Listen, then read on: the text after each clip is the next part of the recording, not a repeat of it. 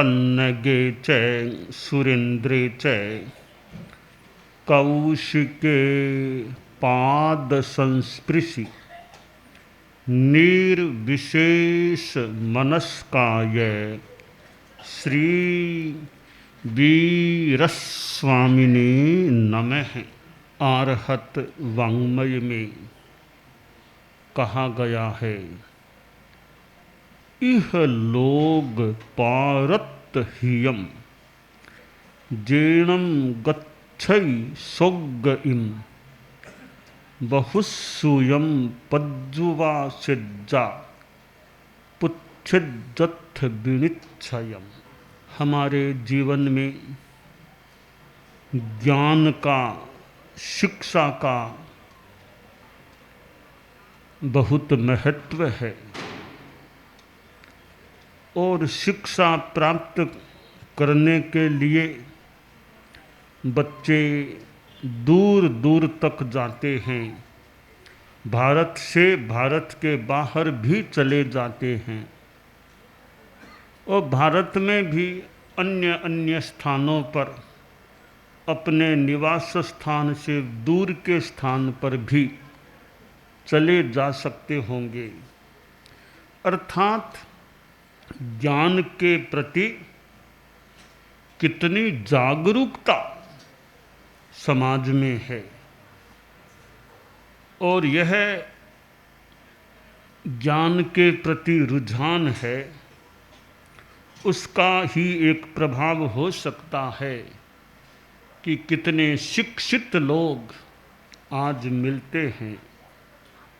पढ़े लिखे पुरुषों में भी मिलते हैं, महिलाओं में भी कई अच्छी पढ़ी लिखी मिल सकती है।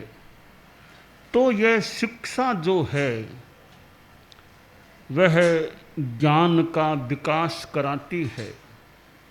आज कितने विद्यालय हैं, जगह जगह विद्यालय मिलते हैं, गांवों में भी विद्यालय मिलते हैं और महाविद्यालय भी कई जगह मिलते हैं और कहीं कहीं विश्वविद्यालय, यूनिवर्सिटीज भी मिलती हैं। ये सब ज्ञान के स्थान हैं। यहाँ विद्यार्थी जाते हैं, शिक्षक, अध्यापक, प्राध्यापक जो भी ये जो पढ़ाने वाले हैं वे ज्ञान प्रदान करने वाले, विद्यार्थी ज्ञान का आदान करने वाले होते हैं।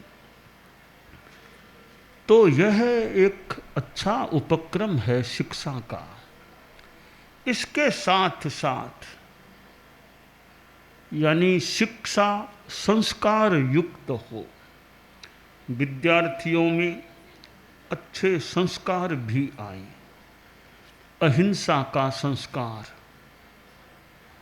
नैतिकता का संस्कार, ईमानदारी का संस्कार, नशा मुक्त रहने का संस्कार, ड्रग्स आदि चीज़ों से जो अहितकर हों बचने का रुझान और एक संयम की चेतना, ये अच्छे संस्कार भी विद्यार्थियों में आने चाहिए।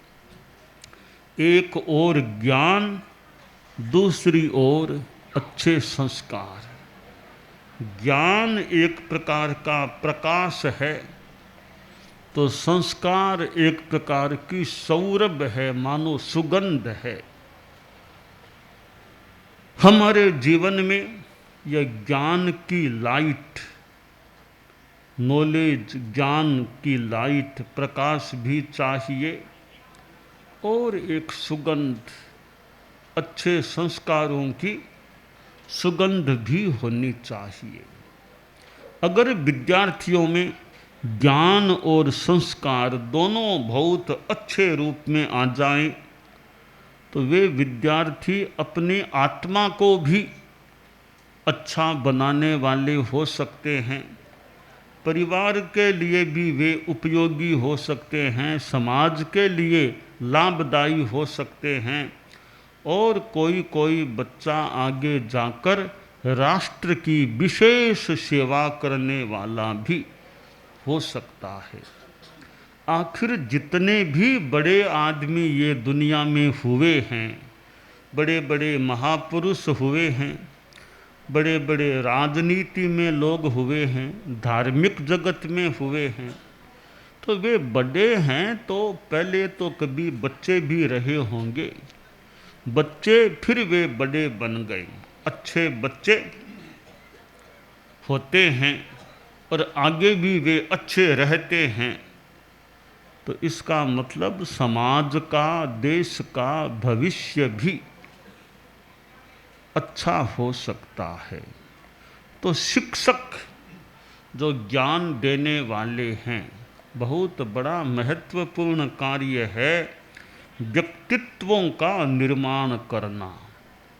व्यक्तित्व निर्माण, पर्सनैलिटी डेवलपमेंट, कि जन्म हो गया, बच्चा थोड़ा बड़ा हो गया, अब उसका व्यक्तित्व का निर्माण, अच्छा व्यक्ति वह योग्य व्यक्ति बने, इसके लिए प्रयास करना। तो शिक्षक तो एक प्रकार के निर्माता होते हैं। तो उन पर बड़ी एक जिम्मेवारी है भविष्य की, कि भविष्य की जो यह पौध है उसको अच्छे ढंग से विकसित करना। तो शिक्षक जो एक निर्माता हैं, उनका स्वयं का ज्ञान भी अच्छा हो और उनके स्वयं के जीवन में संस्कार अच्छे हों, तो उन शिक्षकों के संस्कारों का, शिक्षकों के ज्ञान का भी बच्चों पर एक सहज रूप में भी, शिक्षक के अच्छे संस्कार हैं, अच्छा व्यवहार है, तो बच्चों पर उसका सहज एक प्रभाव पड़ सकता है।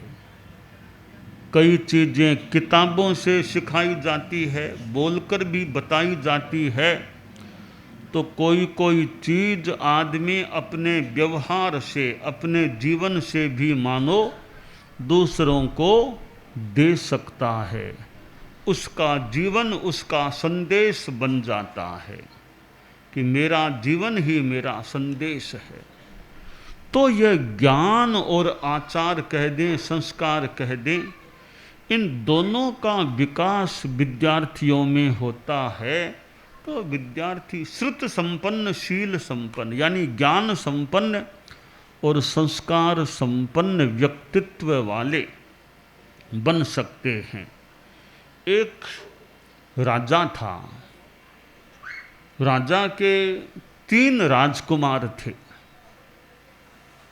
तो राजा ने एक दिन सोचा कि अब मुझे उम्र आ रही है, 70 के निकट आ गया हूँ, तो मुझे राज्य की भावी व्यवस्था कर देनी चाहिए, यानी अपना युवराज, उत्तराधिकारी घोषित कर देना चाहिए।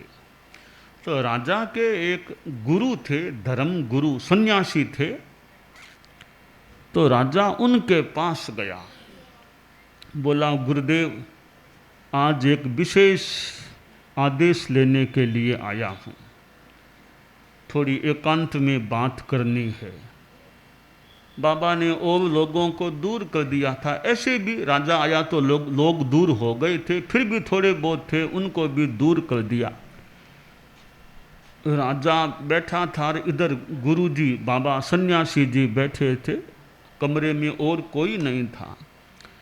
तो राजा बोला गुरुदेव, अब आगे के लिए क्या आदेश है?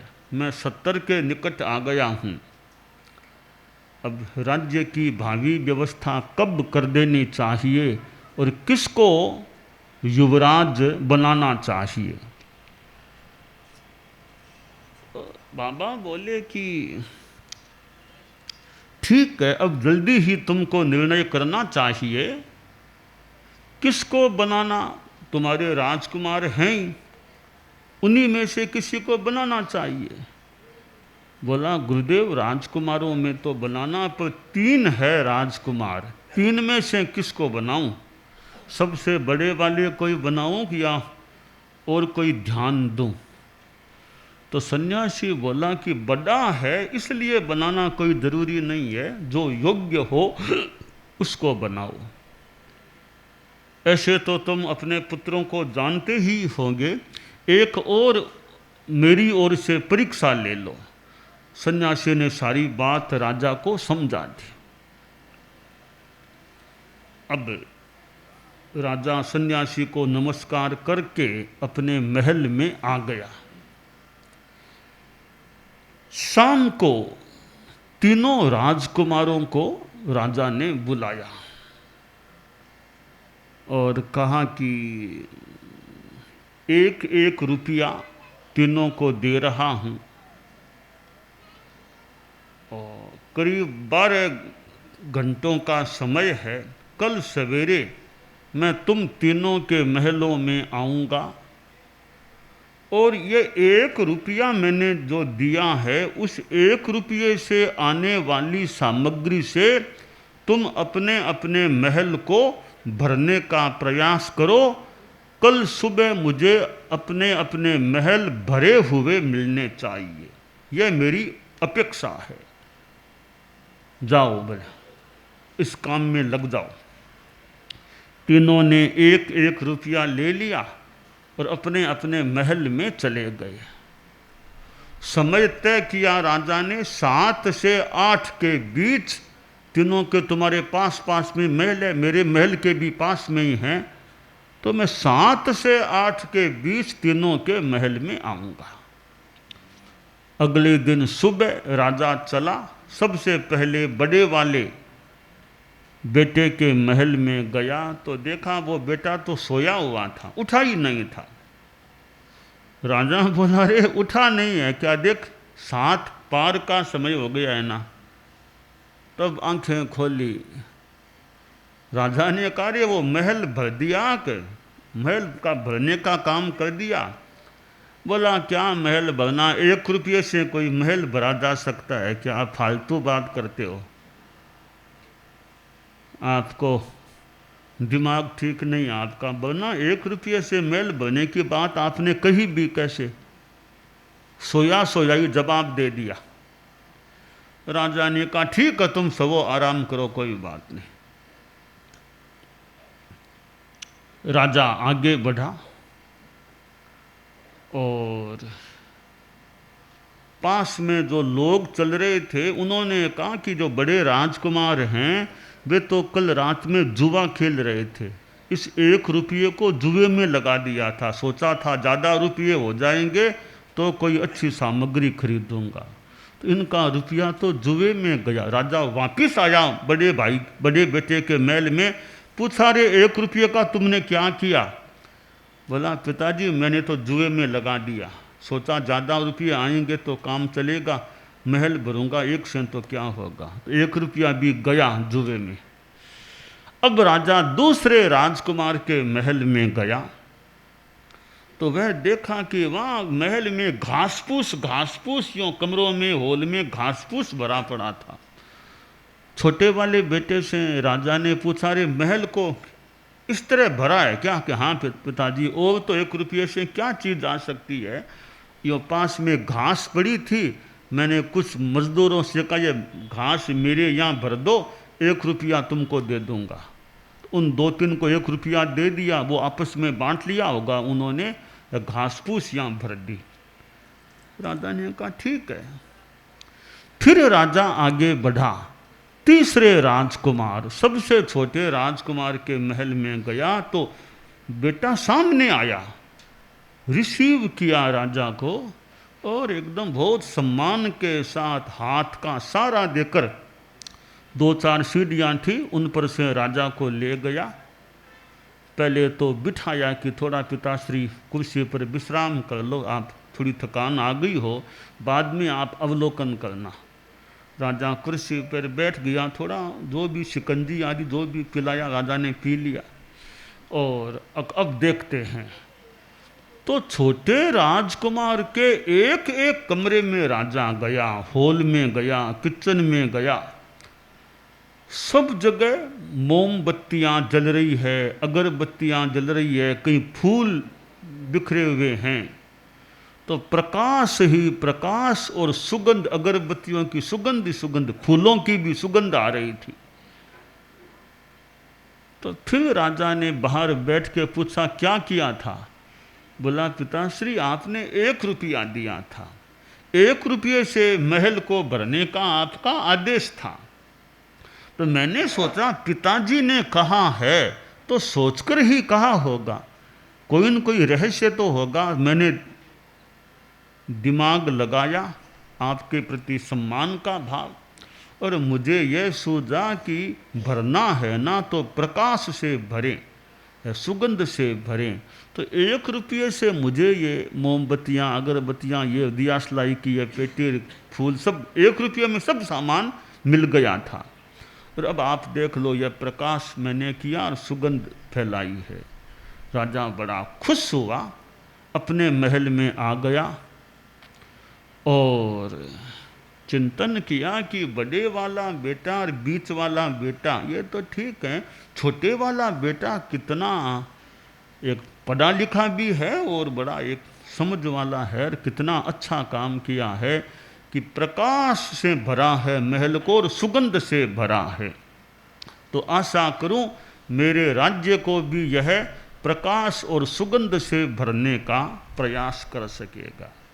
कुछ समय बाद अच्छे मुहूर्त में, बहुत बड़ी पब्लिक के प्रोग्राम में, राजा ने उस छोटे वाले राजकुमार को अपना युवराज यानी उत्तराधिकारी घोषित कर दिया।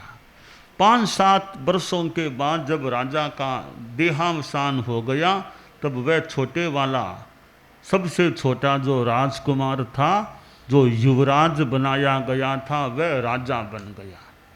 तो अब यहाँ विद्यार्थियों के लिए ध्यातव्य है, ध्यान देने की बात है कि छोटे राजकुमार ने महल को किस चीज़ से भरा था? समझ गए कहानी को? समझ गए? छोटे राजकुमार ने महल को कैसे भरा? बताओगे? महल को कैसे भरा, किस चीज़ से भरा? तुम बता सकते हो? हैं सुगंध और हाँ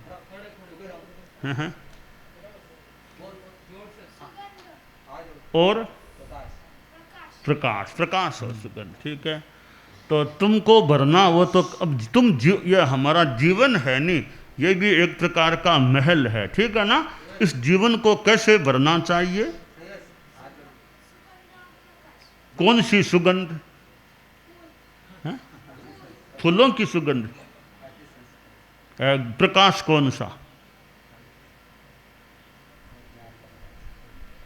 जीवन रूपी महल को कौन से प्रकाश से भरना चाहिए? तुम बताओगे? और बच्चों में कोई बताएगा? बच्चों में हाँ? कैसे भरना चाहिए जीवन रूपी महल को? देखिए, जीवन रूपी महल को प्रकाश और सुगंध से भरना चाहिए। प्रकाश कौन सा? ज्ञान का प्रकाश, पढ़ाई, ज्ञान का प्रकाश, नॉलेज, ज्ञान के प्रकाश से। सुगंध फूलों वाली तो ठीक है, संस्कार, अच्छे संस्कार, अहिंसा, नैतिकता, संयम, इन अच्छे संस्कारों की सुगंध से जीवन रूपी महल को भरने का प्रयास करना चाहिए। तो विद्यालय में जो बच्चे पढ़ने वाले, वे विद्यालय में ज्ञान भी लें, अच्छे संस्कार भी उनको घर में, परिवार में, विद्यालय में औरों से मिलते रहें, तो यह जीवन एक बड़ा महत्वपूर्ण उनका बन सकता है कि जहाँ अच्छा ज्ञान भी है, पढ़े लिखे भी हों और साथ में अच्छे संस्कार भी हों। तो ज्ञान और संस्कार, ज्ञान का प्रकाश और संस्कारों की सुगंध, इनसे इस जीवन रूपी महल को भरना चाहिए, जैसे कि छोटे राजकुमार ने प्रकाश और सुगंध से अपने इस भौतिक महल को भरा था। तो बच्चे हैं, ठीक है, चंचलता भी हो सकती है, मान लो कभी छोटी बड़ी गलती भी हो जाए, पर एक बार गलती हो जाए तो दोबारा गलती को दोहराना नहीं चाहिए कि मिस्टेक, गलती कोई हो गई, अब एक बार हो गई कि पुनरावृत्ति वो गलती दोबारा न करे। ऐसा प्रयास यथासंभव करना चाहिए कि गलतियां गलत हैं, गलत को छोड़ना चाहिए और अच्छाइयाँ जो अच्छी हैं उनको ग्रहण करना चाहिए, अच्छे संस्कारों को अपनाना चाहिए। जैसे चोरी करना, झूठ कपट करना, फालतू लड़ाई झगड़ा करना, फालतू मारपीट करना, ये बीड़ी सिगरेट आदि फालतू ये चीज़ें पीना, नशा करना, इन चीज़ों को छोड़ देना चाहिए। और अहिंसा, नैतिकता, संयम, सच्चाई, ईमानदारी, नशा मुक्ति, इन चीज़ों को जीवन में अपनाने का प्रयास करना चाहिए। तो बुराई को छोड़ना और अच्छाई को अंगीकार करना, स्वीकार करना, यह लक्ष्य रहता है और प्रयास रहता है तो हमारा जीवन बहुत अच्छा बन सकता है। तो शास्त्रकार ने कहा, इह लोग पारत हियम जेणम गच्छई स्वर्गम, कि जिस श्रमण धर्म से इहलोक का हित हो, परलोक का हित हो, सुगति प्राप्त होती है, उसके लिए बहुसूयम, बहुश्रुत की पर्युपासना करनी चाहिए। जो ज्ञानी हैं, साधु संत हैं, त्यागी हैं, ज्ञानी हैं, ऐसे साधुओं की संगति मिले, उनसे अच्छा सद्ज्ञान मिले, उस सद्ज्ञान से आदमी को एक कल्याण का मार्ग प्राप्त हो सकता है। तो विद्यार्थियों में भी एक अच्छा मार्ग प्राप्त करने का प्रयास हो, अच्छा मार्ग मिले, वे सन्मार्ग पर चलें, अध्यात्म के मार्ग पर चलें और खूब अच्छे बने, यह काम्य है।